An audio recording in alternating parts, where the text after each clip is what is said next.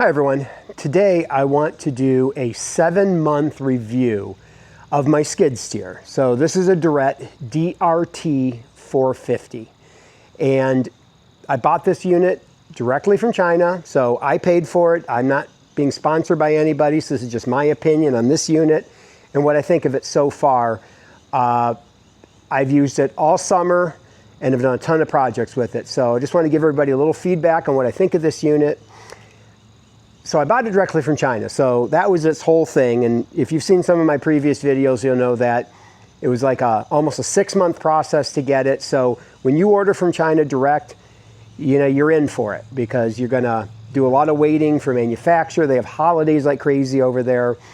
It took, you know, almost 6 months, and then it comes in a crate. It takes forever to get it to a station where you can pick it up if you don't have a forklift.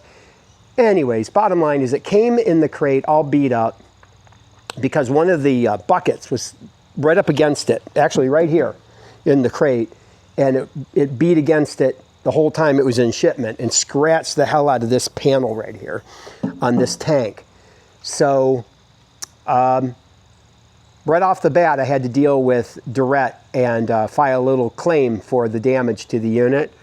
And I have to say, couldn't be happier with that. I sent them a note and they came right back and said, hey, no problem. I showed him a picture, and within, I think, a week, I had this panel right here sent to me along with a bunch of filters for the unit, free of charge. You know, just showed up one day, and I swapped it out, kept the old panel in case now I have a spare. So I have absolutely zero complaints with them as far as customer service so far.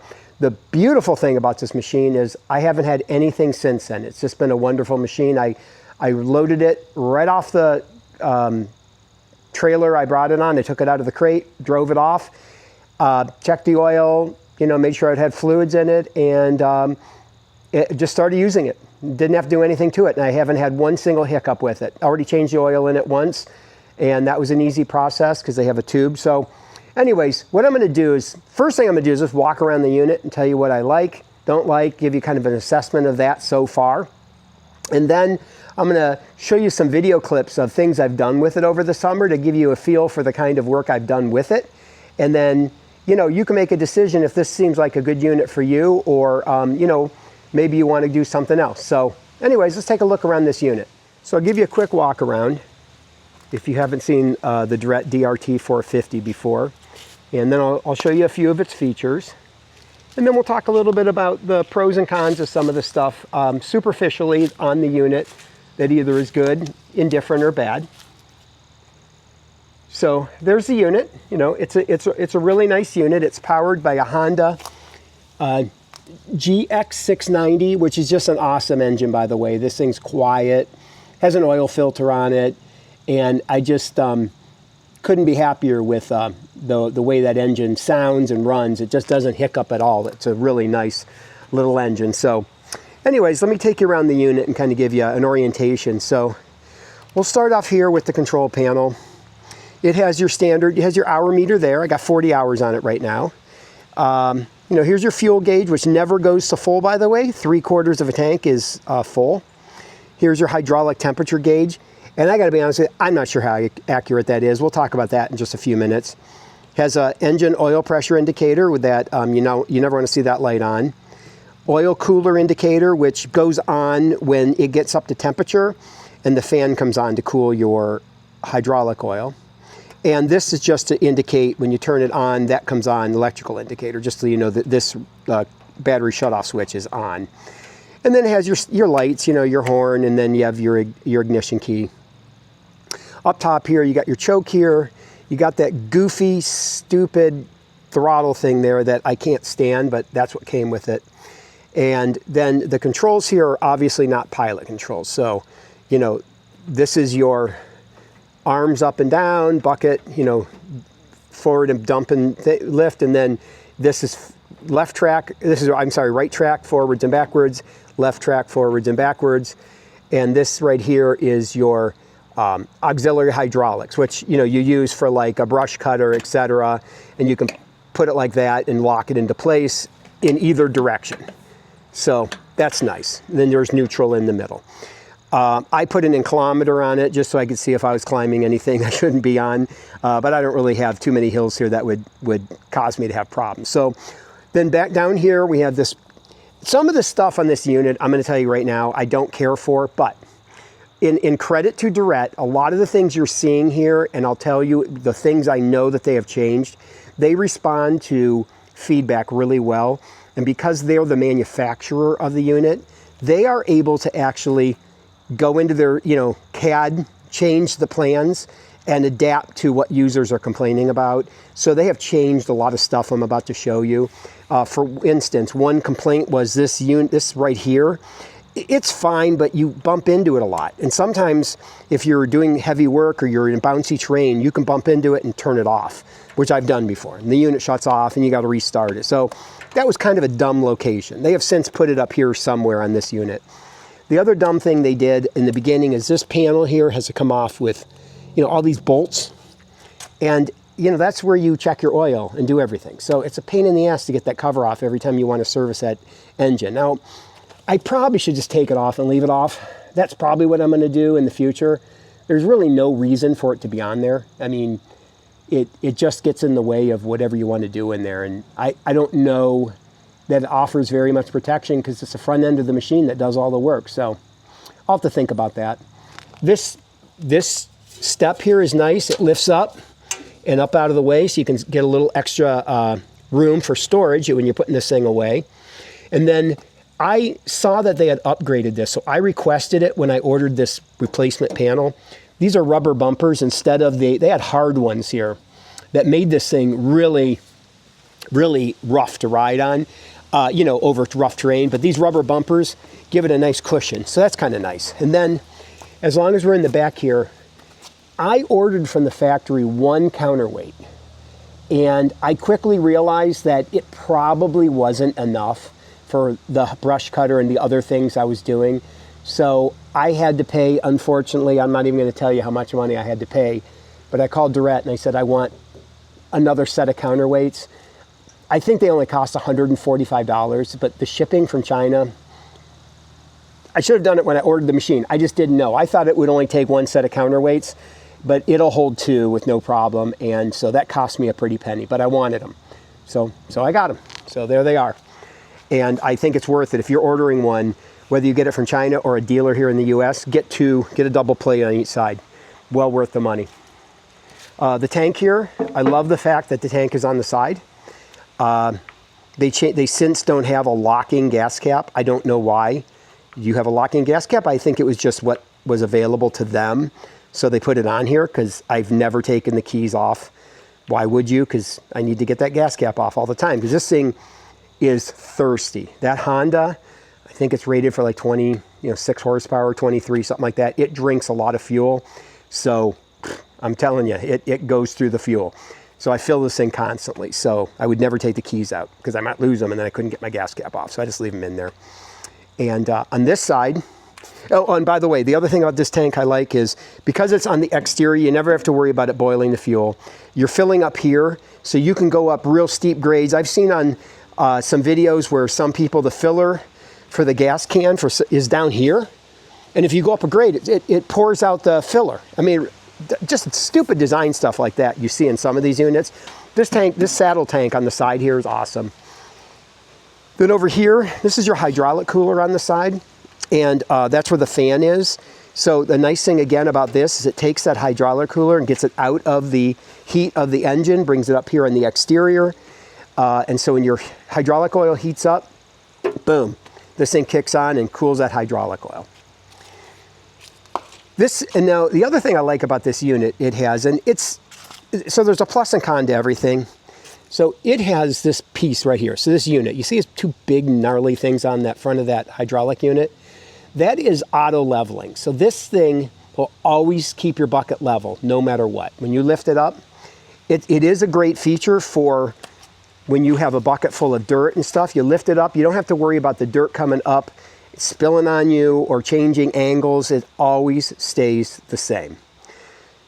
The downside is that your tilt down is limited, and it's just what it is.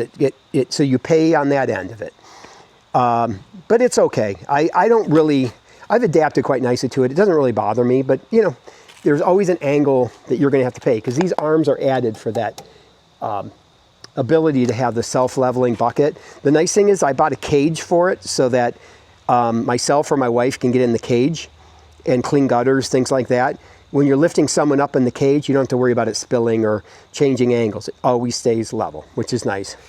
So here's your hookups and your auxiliary ports and all that.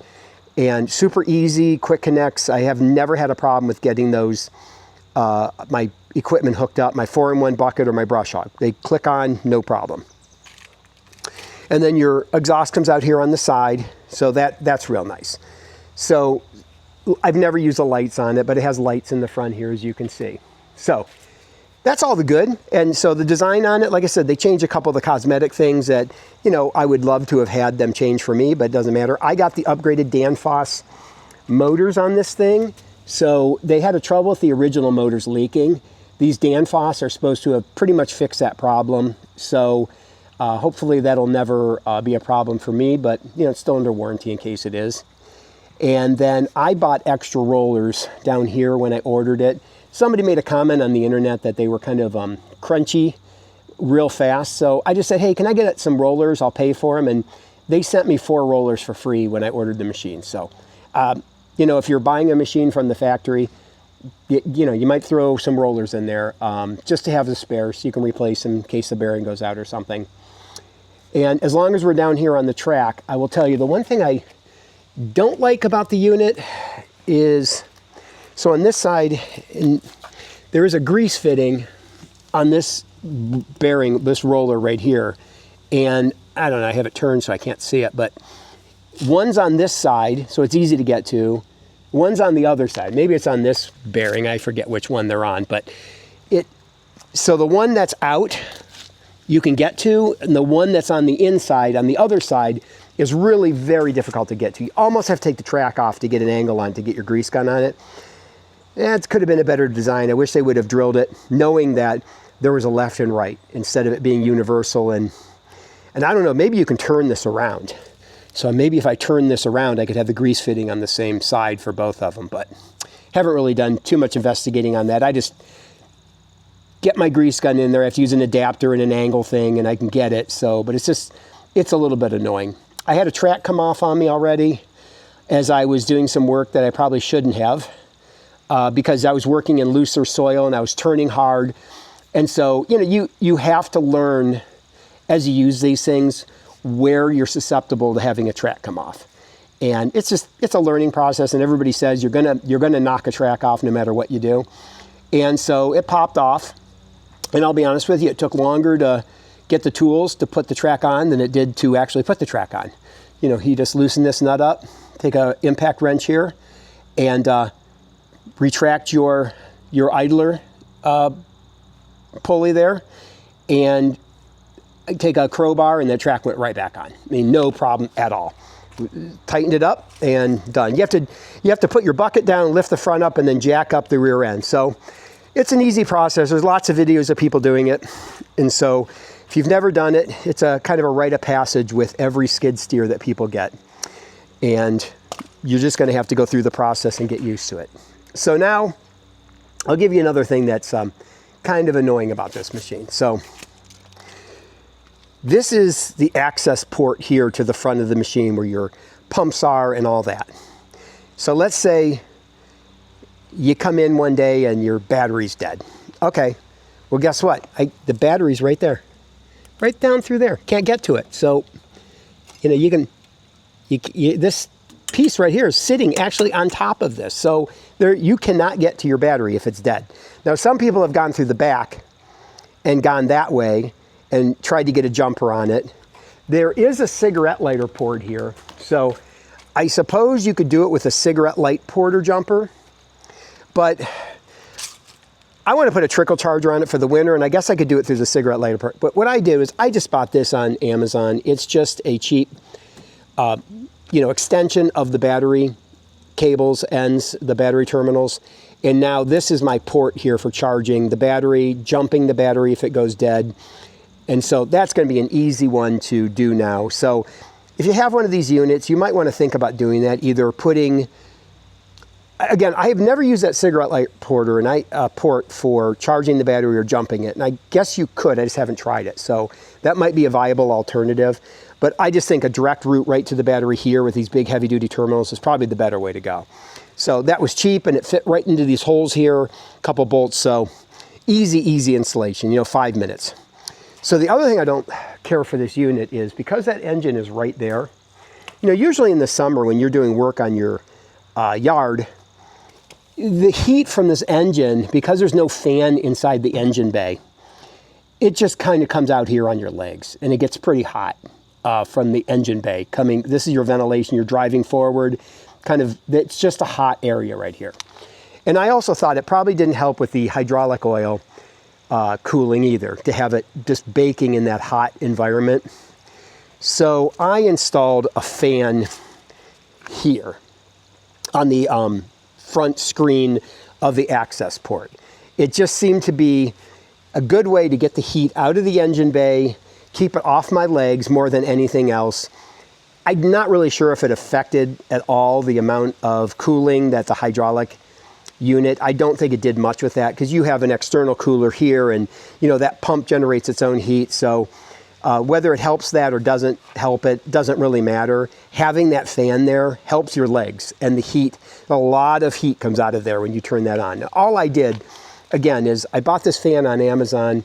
It has, I just hooked it up right here to I bought this cigarette lighter on off thing and I just plug it into my cigarette lighter. It works great. You come in, if you need it, you turn it on. I leave it off for starting.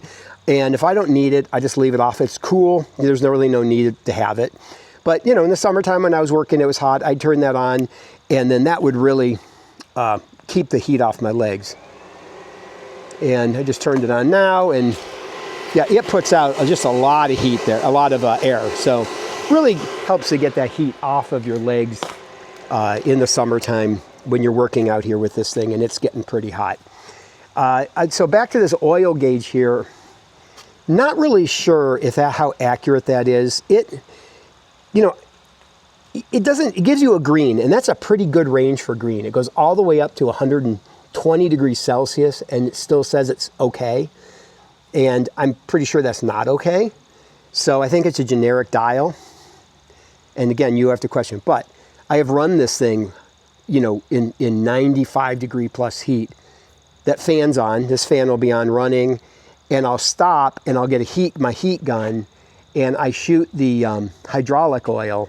I'll shoot the temps in here and I shoot the pump to see what the temperature is on the pump. And everything seems to be okay. It doesn't seem to be running super hot. 135, or whatever the gun says. That's an external temperature on the tank. So you know what? I know a lot of people are running these Derettes, and I haven't heard of anybody having really an overheating problem with them. So I'm assuming it really only goes up when I'm running this thing.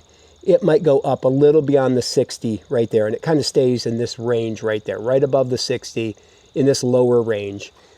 Again, how accurate it is, I have zero idea, but it never goes too high. So I'm assuming that that's kind of the range it stays in. It's fine. It's not going to overheat. And so the plate here, the other complaint I have about it, and it really hasn't been a problem for me because I haven't ordered any accessories, but my understanding is that plate there does not accommodate standard, like dingo style things. This is its own special plate for their attachments. And since I only bought their attachments, I don't have a problem with that because I'm only using theirs. So I bought the pallet forks. I bought the regular bucket that has teeth on it, or you can take the teeth off and make it smooth. And then I bought the 4-in-1 bucket, which is a great bucket. I'm going to show you a video of me using it. And I bought a brush hog. And the brush hog I only use a couple times a year, but when I do use it, it's awesome. And I'm going to show you video of the brush hog being used. And then I bought pallet forks for it, which I had a Kubota BX 1500 with a front end loader and mower deck. And it was fine. It did everything I needed it to do, but it didn't have pallet forks. I guess I could have bought some for it, but I got to tell you, having pallet forks on this thing is awesome because I have moved all the stone here and the tile you see I've done, and I used it to help me bring down all of this stone here for these retaining walls and the retaining wall over there. I had it all delivered to my driveway from Home Depot, and then I would stack it onto a smaller pallet, and I take the forks, and all that stuff came down here. It was just awesome to have pallet forks. I've moved refrigerators, I've moved dishwashers, anything that's heavy that I don't want to lift. My equipment that I take from my barn up to my garage for the summertime, like the gas power washer, things like that are heavy, I throw onto a pallet and just pick it up with a pallet fork and take it up there. If I needed my excavator, if I'm doing work back at the back of my property, I put all of the implements on a pallet, throw the pallet forks on here, and take all the implements and just drop them off for the excavator back where I'm working. So I have everything close to me and I can access them very easily, which is really nice.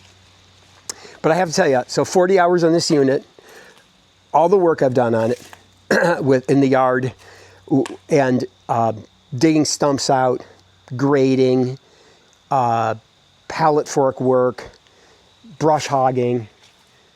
It hasn't had a hiccup. It's done everything I've thrown at it and no problem. I really like this unit. Absolutely the worst thing about it, it absolutely destroys my yard if you're not careful. I mean, it's literally a skid steer. So if you don't want it to rip up your yard, you have to learn how to not skid steer. You have to learn how to do gentle turns or 3-point turns. And it just takes, and you know, when you're working in tight quarters, you can't, because you're picking things up, you're turning, and you just watch the yard be absolutely creamed under the track as you're doing that. It's my biggest complaint with the skid steer, having never had one. You know, my Kubota had differential on it. So when you turned with the Kubota, there was never a problem with it turning up the yard. This is a whole new beast to me. And I've had to really be careful. My wife is like, please don't take that out after I seeded the yard. Are you going to do something with it? I hope you're not filming out in the yard today. So she's always on my back about that because she knows that this thing has caused just crazy damage to the yard. But when you're doing work, it really gets the work done, which is awesome. So I'm actually even thinking that I might this spring get a smaller wheeled unit. And not to replace this, I'm not getting rid of this because I need it for the brush hog, I need it for the heavy duty work, but for small bucket work, a wheeled unit might be the ticket, because I've watched other people on the internet talk about the wheeled units and just say that, you know, they are immensely better on the yard. I know that they can still tear it up if you go crazy, but they say they're so much gentler on the yard than these tracks. I looked into getting the turf tracks for this, and I almost bought them, but then a guy came on and said, the problem with the turf tracks is once you go over mud, they fill and they turn into slicks, and they're useless. And then he said, they're super hard to clean, and once you get them like into your barn, that dries, and it just gets mud everywhere when you go to move the unit. So I held off. I said, you know what? These tracks are not terrible. They are fairly easy to clean because they got the big lugs, and I really don't want slicks on this thing. So this here is the patio I built. And what this basically is a wash station. I wanted to build this patio so when I bring this machinery in, before I put it back in my barn, I want to clean it. And so this has been great because I'll pressure wash this unit because it does. These fill with mud. Mud goes here. Mud goes in the space right through here. I mean, this thing fills with mud. It's amazing. I'm sure anybody that skid steer knows. They fill with mud and dirt. So I hate that in my barn. So I just keep a pressure washer out here, bring this up onto this wash pad, clean it, put it away. And it works out absolutely great. But if you are planning on taking a skid steer, working it, and putting it away into your garage, I highly recommend you wash it first. And if you don't have a place to wash it, get one, because you are going to have a mess on your hands. Because as soon as that mud dries on these tracks, the minute you move this, it just sprays mud everywhere. I mean, dried mud. And then you have to sweep it up. And I like to keep my barn as clean as I possibly can. So that is something that you're going to have to come to terms with if you get a skid steer. So I'll take you over now and show you the implements that I got for it, and so you can see what I bought with it, what came with it, and what I bought with it. So here we have my implement shed that I built last September, and I'm going to do a whole video on the shed itself. So we're not going to worry about that right now.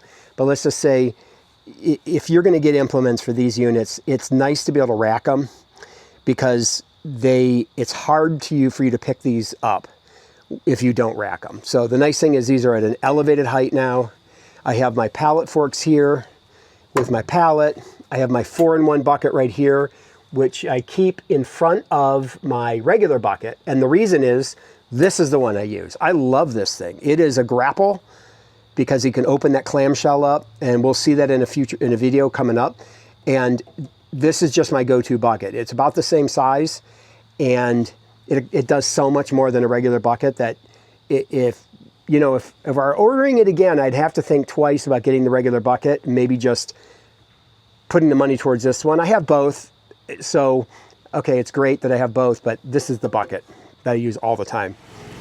So here's a video of me using the 4-in-1 bucket on the DRT 450, and I had used my mini excavator to help dig out around a big stump that I was trying to remove. So I went ahead and took the skid steer and went around the stump, and the big taproot was going straight down into the soil. So I had to use all the force of that unit to ram that big old tree stump and try to lever that thing up out of the ground. And I'd never done this kind of work before, so I started to realize that I had to get up under that stump in order to free it from the taproot that was going straight down. I knew that it was loose because when I hit it, it would move. So I knew I was close to doing it. So it was repeated kind of ramming with it up underneath. And then I got the brilliant idea that, hey, maybe I should lift the arms up on the bucket and try to lift it up from down below. And it was kind of an epiphany when I finally got the hang of it and said, okay, let's lift up on this thing and see if I can free it from obviously something going straight down underneath the stump. And there it is, freeing it from the soil. Victory was mine. And then, obviously now that I've taken it out of the hole, I have to get it over to my burn pile to remove it. So this is where the 4-in-1 bucket really comes in handy, because you can go ahead then and you see the object, whether it's a tree or a stump or a shrub you want to rip out of the ground or something you want to carry. And all you have to do is just hit the hydraulics and open up that clamshell like I'm doing right here. And you can just lower it down onto whatever it is that you want to pick up, maneuver it into place, and then hit the hydraulics and close the thing down on it like a clamp. Now, I actually missed the target on that one, but very easy to reposition and maneuver. So I lower it back down, and then I firmly clamp onto it this time so it couldn't get out of my grasp. And then just lift it up, and then I can carry it to wherever I needed to go. In this case, I was carrying it over to a burn pile. So I'm heading over to the burn pile right now to get rid of that stump, and maybe we'll burn it. And then this is me getting off the unit to make sure I caught that on film. Then here's my brush hog. Now, the problem I was saying again with that unit is you can't tilt the receiving down because of the self-leveling as far as other skid steers. So I set the brush hog here on this platform, and so what I'm able to do now is, the way it sits, I could not pick it up with the skid steer. It will not go in here. It can't make the turn to go in and then come down. It doesn't go that angle. I can't get on it. So what I do is I just grab this and pull it out and drop it to the ground, and now I have the angle I need. So it's easy. If you have a brush hog for this thing at home, you either have to elevate it up on the front with some blocks underneath if you're setting this thing outside, or do what I did and just build a platform like this, and then you can just pull it, let it drop down, and then you have easy access to it. Brush hog works great, and we're going to include film on this video of me using that brush hog. So like I said before, the way to get the DRT 450 to latch on to the brush hog is to pull it off of the shelf and let gravity take it down so it's at the proper angle for the DRT 450 attachment plate to be able to go in and get attached to that brush hog and lift it up.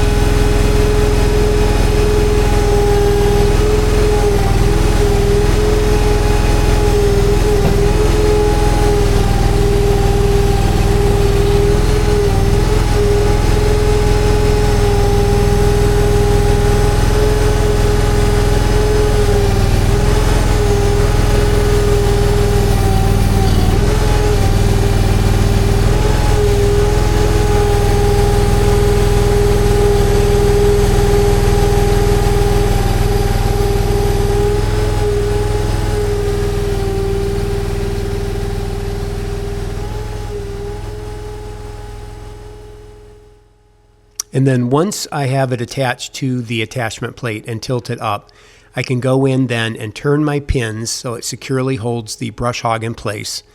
And then it's time to hook up the hydraulic hoses.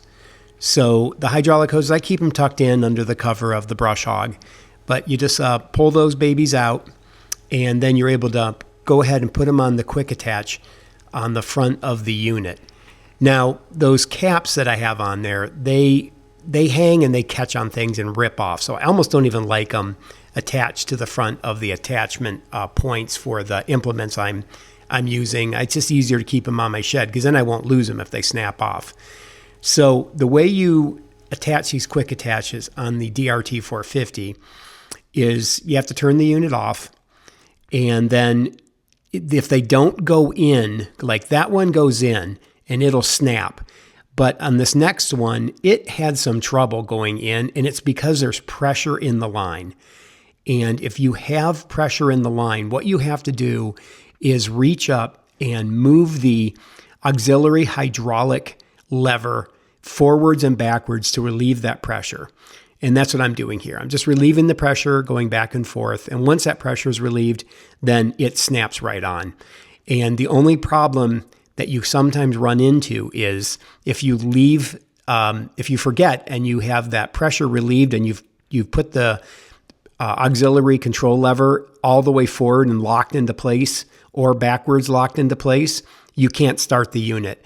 And I've had it where I did that, and then I was like, why won't my machine start? Well, it's because if that's locked into place, it cannot start the machine with it under hydraulic pressure like that. So I wish there was a label on it that said that, but there isn't. You just have to kind of figure it out. But it's very common for people to do that. So don't make the same mistake I did.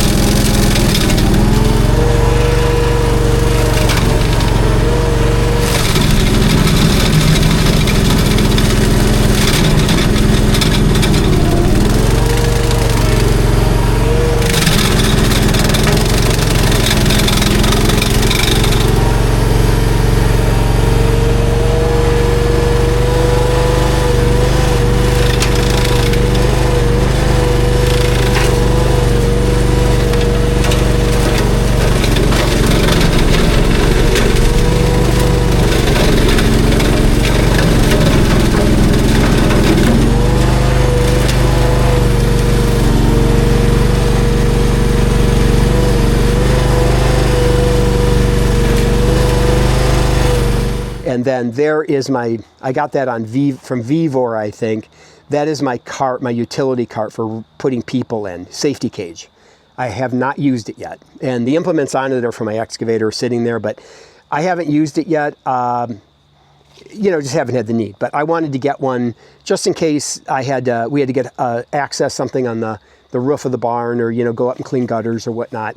Just, you know, never got around to it this year. But next year, I'm pretty sure I'll be using that cart at some point. So one thing I like about the DRT 450 is when you go to start it after it's been sitting for a while and it's cold, I mean, it's just a matter of turning the key, pulling up on the choke, leaving the throttle about wherever you had it set, and then just fires right up every time, no problem. I like to let it sit for about a minute and run just to get everything warmed up before I take it out.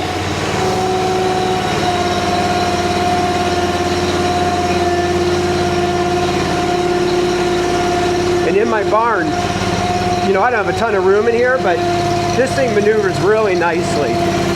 So you can just swing it around in here. It's a little rough on the hard floor, but getting it in and out of the barn in tight spaces, really nice. So the operation of this unit is pretty self-explanatory. Most of the units, if they don't have a pilot control, they're set up with this setting here. This is your auxiliary hydraulic control for those fittings up front. So this lever here controls your left track, forwards and backwards, right track, forwards and backwards. Left and right here, it would be if you had a bucket on there, you can tilt this up and down. And then with this stick here, you can raise and lower the boom. So we're going to raise this up, and then what we're going to do is take a look at inside the engine compartment. Now, the one thing they changed on this one is this one has these silly screw-off knobs here that you have to unscrew. So you don't have to stand, you don't want to stand under the boom, which I just did inadvertently, but just in case this thing loses hydraulics, you don't want to have this thing. You probably should take it off before you even raise it. But I didn't, but at least I'm doing it for safety now. But they change it so you don't have these silly knobs in your hand. Now they have a system where it slides on without you having to remove these screws. So I need to raise it up a little bit more.